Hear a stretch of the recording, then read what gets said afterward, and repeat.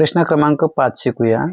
11 पासून 100 पर्यंत जेवढ्या मूळ संख्या आहेत त्यातील किती मूळ संख्यांच्या अंकांची अदलाबदल केल्यास मूळ संख्याच मिळते.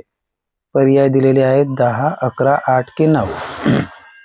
चला मग 11 ते 100 पर्यंतच्या मूळ संख्या किती आहेत त्या मी लिहून घेतलेल्या आहेत. त्या आहेत 11, 13, 17, 19, 23, 29, 31, 37, 41, 43, 47, 53, 59, 61, 67, 71, 73, 79, 83, 89 आणि 97.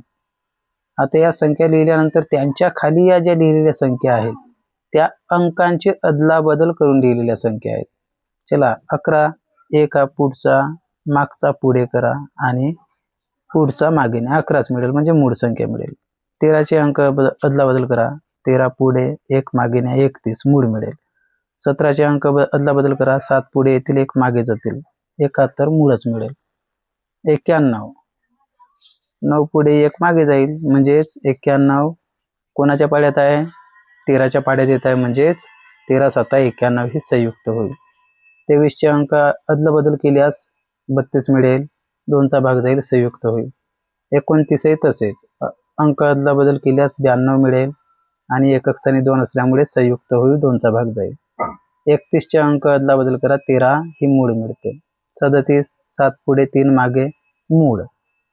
41 ची 14 मिळेल ही संयुक्त होईल, 2चा भाग जाईल. 43 चे 34 होतील, एकक स्थानी 4 आहे संयुक्त होईल.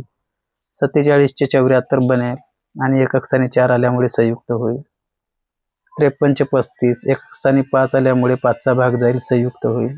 59 चे अंक अदलाबदल करा, 95 मिळतील, एकक स्थानी 5 येतील, 5चा भाग जाईल संयुक्त होईल. 61 चे अंक अदलाबदल करा, 16 मिळतील, 16 म्हणजेच 2चा भाग जाईल संयुक्त होईल. 67 चे अंक अदलाबदल करा, 76 मिळेल, एकक स्थानी 6 म्हणजेच संयुक्त होईल. 71 चे अंक अदलाबदल केल्यास 17 म्हणजे मूळ.